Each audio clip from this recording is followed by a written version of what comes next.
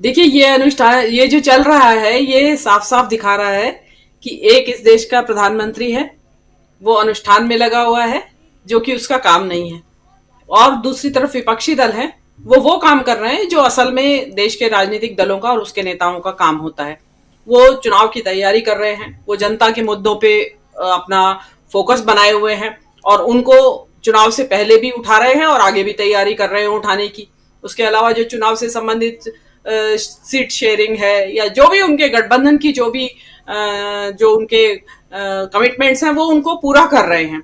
लेकिन इस देश का जो प्रधानमंत्री है, उसके पास इतना खाली समय है कि वो अनुष्ठान पे लगा हुआ है 11 दिनों के। अब ये 11 दिन का अनुष्ठान मुझे तो क्लियर नहीं हुआ। मेरे को ऐसा लगता है कि शायद वो एक जगह बैठ के वहां मंत्रों, कुछ जाप वगैरह या कुछ ऐसा करेंगे, जैसा मुझे आइडिया लगता है। तो मेरा ये कहना है कि क्या प्रधानमंत्री ने जो उनके अनुपस्थिति में जो संभालेगा देश का राजकाज, किसी को डेजिग्नेट किया है क्या? भाई राजनाथ सिंह को डेजिग्नेट कर दिया हो, या होम मिनिस्टर को कर दिया हो, रक्षा मंत्री को या वित्त मंत्री को? क्योंकि अनुष्ठान से उठेंगे तो है नहीं। अगर भाई अनुष्ठान कर रहे हैं तो वो लगातार ही बैठेंगे वहां पे।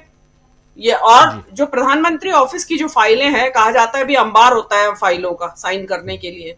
तो प्रधानमंत्री जी पावर ऑफ अटॉर्नी दे रखी है किसी को जो साइन करेगा उनकी एब्सेंस में। मतलब खेल बना रखा है। आप ठीक है, आप प्राण प्रतिष्ठा तक में जाने का, जजमान बनने तक का तो आइडिया सही था, लेकिन ये अनुष्ठान का तो ये एक्सट्रीम हो गया। Too much, enough is enough. मतलब, जी। और अगर आप अनुष्ठान पर अनुष्ठान की बात कर रहे हैं तो फिर पत्नी भी लाइए। अब बोलना पड़ेगा। अभी तक तो हम इसको व्यक्तिगत व्यक्तिगत करके चुप हो जाते थे कि चलिए व्यक्तिगत है उनके जीवन की बात। लेकिन अब आप अपने, जब अपने आप इतने अनुष्ठान तक पे उतर रहे हैं, 11 दिन तक आप अनुष्ठान करेंगे और उसमें डेफिनेटली कामकाज को छोड़ेंगे, तो फिर आप पूरा अनुष्ठान करिए, फिर पूरे विधि विधान के साथ शास्त्र सम्मत करिए, जिसकी कि कहा जा रहा है बार बार कि पत्नी का होना जरूरी है। अब हो सकता है, क्या पता, 22 तारीख तक इंतजार करें, हो सकता है वो शुभ घड़ी भी आ जाए, पत्नी भी शायद वहां पे आपको उस दिन दिखाई दे, चाहे छाया ही दिखाई दे उनकी या फोटो ही दिखाई दे। हो सकता है पंडितों ने निकाल दिया हो कि भी आप ना पॉकेट में फोटो रख लेना जसोदा बहन की, हो जाएगा काम उससे ही। ये भी हो सकता है कि इसीलिए वो इतने निश्चिंत हैं। तो प्रधानमंत्री जो है, देखिए, धर्म करें अपना, लेकिन उसको प्राइवेट रखें। आप जी। धर्म करते हैं, पूजा करते हैं, उपवास करते हैं, कुछ भी करिए, लेकिन आप उसका अनाउंसमेंट कर रहे हैं पब्लिकली कि मैं 11 दिन का अनुष्ठान कर रहा हूं। आप अनुष्ठान जो कर रहे हैं, तो मतलब किससे आपने परमिशन ली? खुद को अपने आप जबरदस्ती बना लिया कि मेरे अंदर, मैं जब भगवान को देखूंगा तो 140 लोगों की 140 करोड़ लोगों की दृष्टि से मैं देखूंगा। मतलब वो ये बता रहे हैं कि मेरे अंदर इतनी दिव्य ताकत आ जाएगी उस दिन कि जो मैं 140 करोड़ लोगों की जो ऊर्जा मेरे अंदर उस दिन होगी। मतलब हद है भाई, खुद का इतना ग्लोरिफिकेशन, एंग्रेडाइजमेंट करने की। भाई हद है, हद है। मतलब कमाल है इस व्यक्ति का कि इन्हीं कामों में लगा रहता है दिन भर। और मुझे तो ऐसा लगता है कि अनुष्ठान भी चल रहे होंगे और ड्रेस रिहर्सल भी चलेगी, क्योंकि मेरे ख्याल से हर मंत्रोच्चार पे एक ड्रेस बदलेंगे प्रधानमंत्री।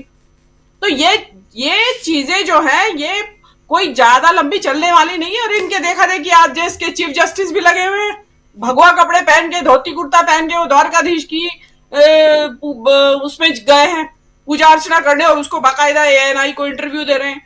मतलब सारे कुएं में भांग पड़ गई है राजीव जी। जी। मतलब किसी को आप, मतलब चीफ जस्टिस से तो बिल्कुल भी उम्मीद नहीं थी कि वो इस तरह का नौटंकी करेंगे। और उन्होंने अपना बिल्कुल साफ साफ प्रदर्शन करके बता दिया। वो तो गोगोई से भी आगे निकल गए हैं।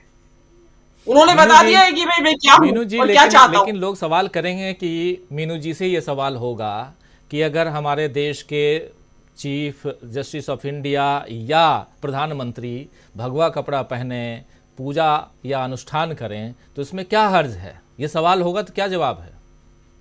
नहीं तो उसमें आप न्यूज एजेंसी को क्यों ले जा रहे हैं साथ, और फिर उसको इंटरव्यू दे रहे हैं फुल फ्लेजेड, और आप उसके बाद बता रहे हैं कि द्वारकाधीश के मंदिर के ऊपर जो झंडा लगा हुआ है उसका क्या मतलब है, और गांधी जी से जोड़ रहे हैं उसको कि जैसे गांधी जी निकले थे देखने के लिए, ऐसे मैं निकला हुआ हूं देश को देखने के लिए। मतलब आप क्या बताना चाह रहे हैं? ये आपने आज से पहले देखा क्या किसी चीफ जस्टिस को इस तरीके से धोती कुर्ता, और वो भी भगवा रंग का? मतलब भगवा रंग साधुओं का रंग देखा था आज तक हमने, साधु पहनते हैं। लेकिन जो चीफ जस्टिस जिस तरीके से वो, क्योंकि देखा देखी, क्योंकि उन्होंने देख लिया है कि भाई अब यही रास्ता है मुक्ति का, कि आप उसमें आप भूल जाइए आप चीफ जस्टिस है या कौन है। और प्रधानमंत्री जी उनकी तारीफ कर रहे हैं उसके उस जेस्चर की, कि भाई आप गए और आपने बताया। और वहां पे वो गुजराती में भी बोल के दिखा रहे थे, राजकोट में वहां किसी चैम्बर का उद्घाटन करने गए थे, तो बता रहे थे कि मैं गुजराती प्रेम भी है भाई मेरे अंदर, सब है क्वालिफिकेशंस, तो मेरी कुर्सी तैयार रखना। तो उन्होंने अभी, वो सबसे ज्यादा चतुर निकले, उन्होंने सबसे पहले ही अपनी रिजर्वेशन करवा लिया चीफ जस्टिस ने। तो इस देश का लोकतंत्र जो है राजीव जी, वो तो आप ये समझ लीजिए कि अंतिम सांसें गिन रहा है बिल्कुल। और 2024 तक क्या होगा, वो इसका रिजल्ट जो ये हो रहा है इस देश के अंदर, वो आपके बिल्कुल सामने आ जाएगा। मतलब देश का प्रधानमंत्री अनुष्ठान में लगा हुआ, उसको ये चिंता नहीं है कि आंकड़े जारी हुए हैं कि युवाओं की बेरोजगारी दर 40% से ऊपर बताई जा रही है, और वो 11 दिन के अनुष्ठान में लगे हुए हैं।